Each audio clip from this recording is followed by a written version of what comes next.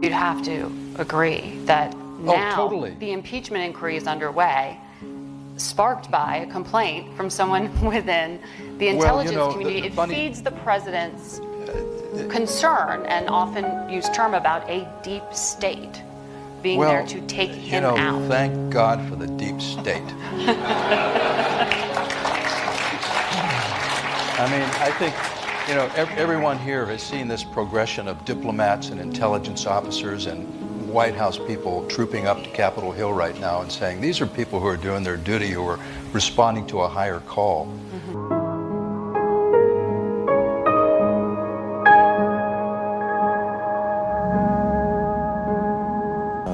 As far as the allegations of CIA hacking into Senate computers, nothing could be further from the truth. I mean, we wouldn't do that. I mean, that's just beyond the scope of reason in terms of what we do. She says that there are potentially illegal and unconstitutional breaches by the CIA. Well, there are appropriate authorities right now, both inside of CIA as well as outside of CIA, Justice Department, are looking at what CIA officers and as well as CISI staff members did. And I defer to them to determine whether or not there was any violation of law or principle. When the facts come out on this, I think a lot of people who are claiming that there has been this tremendous sort of spying and monitoring and hacking will be proved wrong.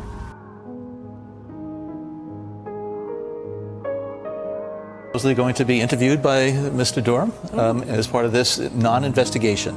I remember William Barr, when he was testifying in front of Congress, he said he didn't understand the predication of the counterintelligence investigation that was launched into Russia's interference in the 2016 election. I don't understand the predication of this worldwide effort to try to uncover dirt, either real or imagined. Either real or imagined. Either real or imagined. That would discredit that investigation in 2016 into Russian interference. On one hand, the Obama administration is crucified for not doing enough. And now they're looking for what we might have done in order to try to understand better and to prevent the Russian interference. And I do agree, it's not just that Trump doesn't care about Russian interference. I think he is hoping that he's going to get it because he knows that Russia interfered on his behalf. And I think as he sees his political fortunes dwindling, I think he really is hoping that his pal Vladimir is going to come through once again and help him get elected in 2020 if he's going to be in office by then. On this episode of Just Informed Talk, they all knew. The FBI knew, President Obama knew, and now we're getting more evidence that's coming out showing that the whistleblower, the real whistleblower, Dennis Montgomery, may have been right all along about the abuse of the super surveillance system known as the Hammer. Did the Obama administration weaponize it to go after their political adversaries, including President Trump? We're taking a deeper dive, and I hope that this video helps you guys out. So enjoy.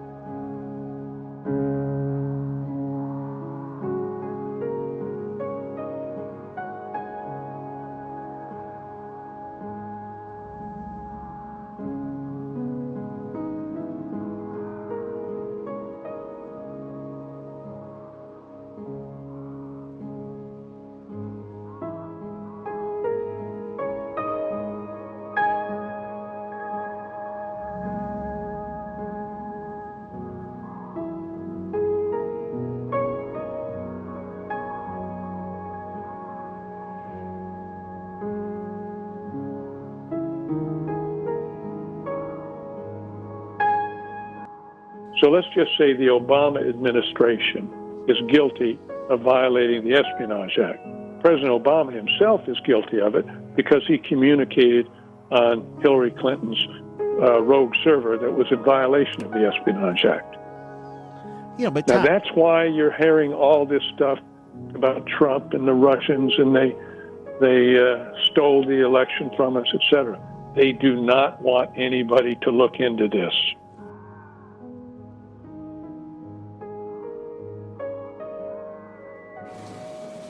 what they did is they were working for the CIA.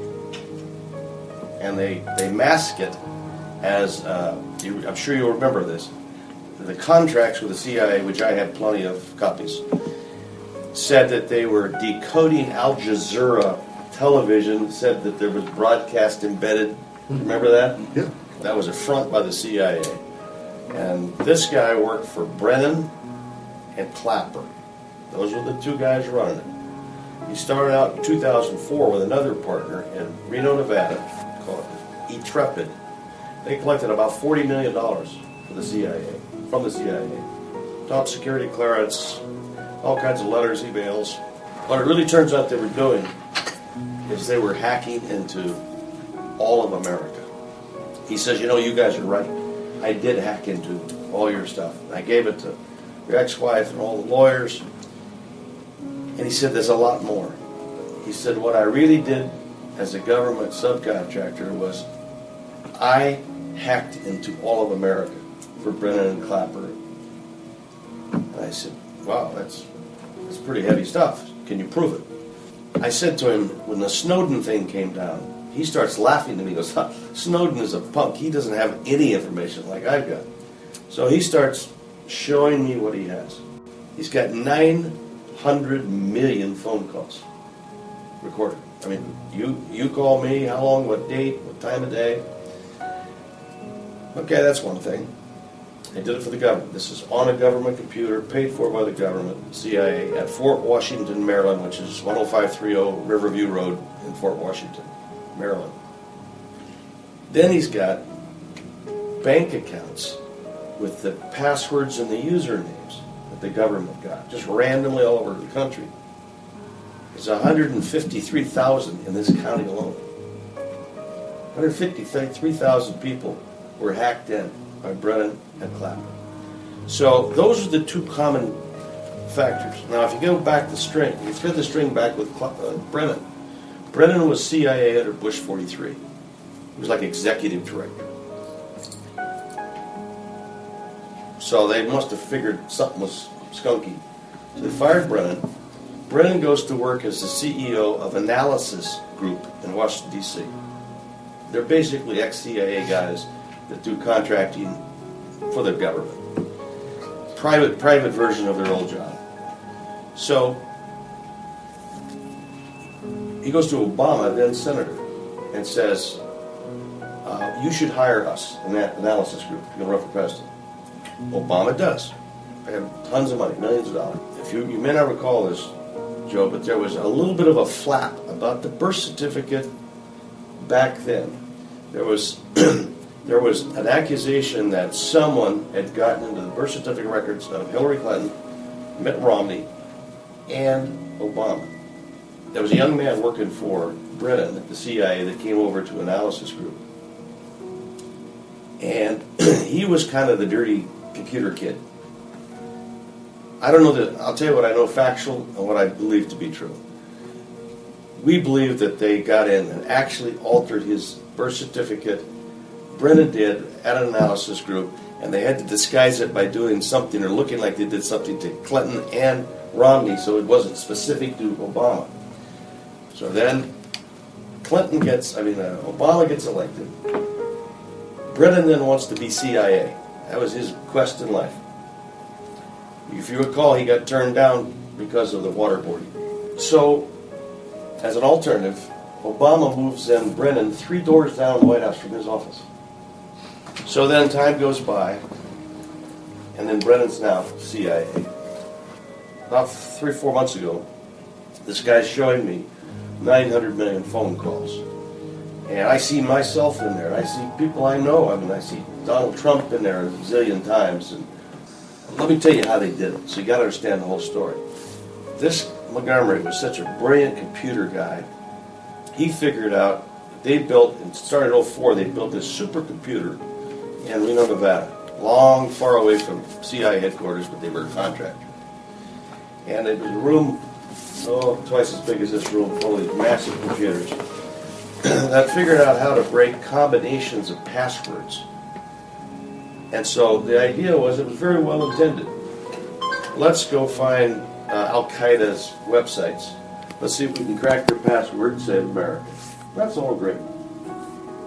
So, then after Snowden comes out, Obama comes out on, I think, August 9th this year. And he said Snowden's been charged with 3 felonies.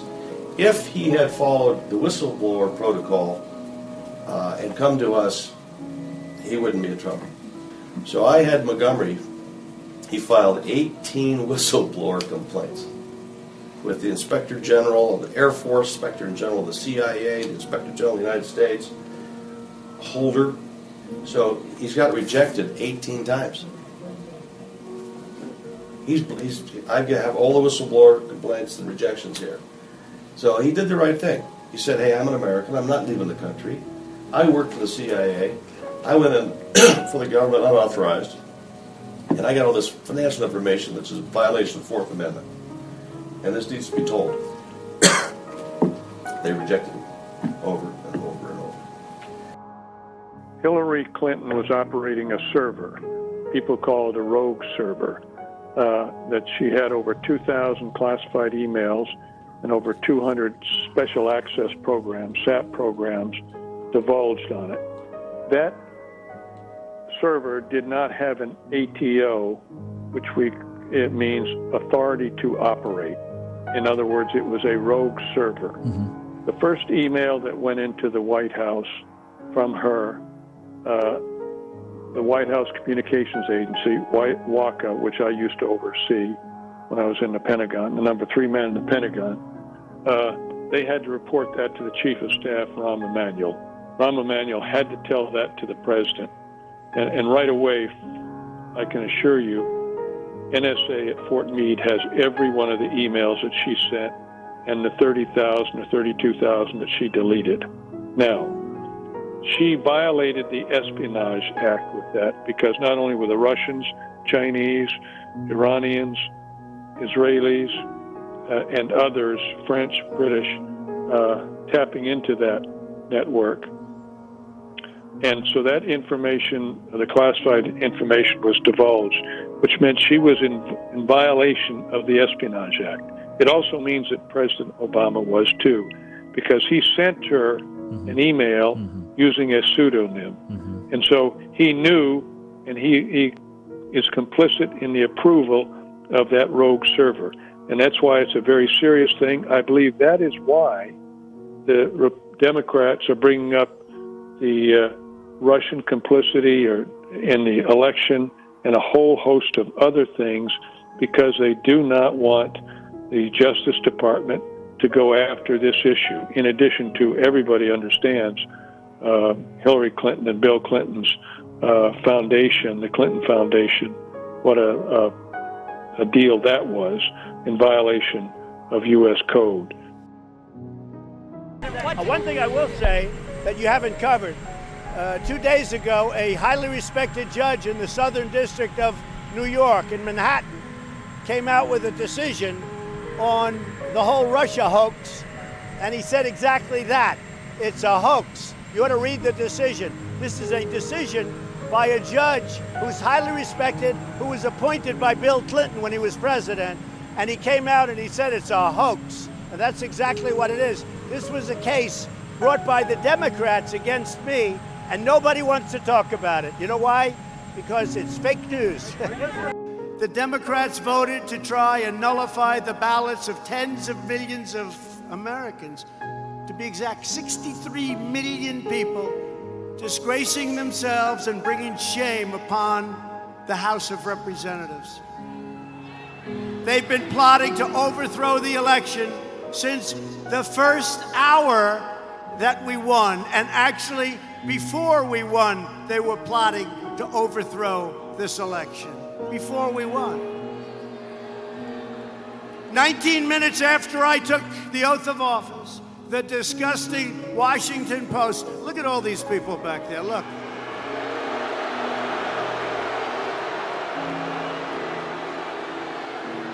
Fake news media.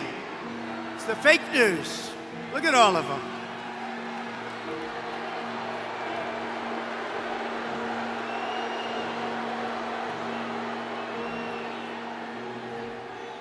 What they don't know is that when we hang it up in 5 years, or 9 years, or 13 years,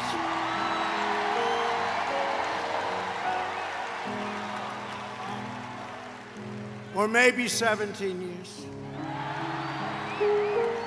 We talked about corruption, and we're really referring mostly to 2016, because what the Democrats did in 2016 was corrupt. And let's see what happens. They're more concerned with that than they are with me and impeachment. They're trying to hide what maybe is coming. I let our great, if you look, I let our great law enforcement take care of it, okay? Attorney General Barr, I guess, is working on it, and I hope he's working on it, because what happened in 2016 is a disgrace to this country. And they're more worried about that, because they know they're guilty as hell, all right? Everyone is scared to death of Donald Trump because Donald Trump plays chess in multiple dimensions simultaneously. He has now checkmated all of his potential opponents, his competitors. So clearly, you know, he's a dangerous man. So I don't think we have to worry about losing respect. Yeah.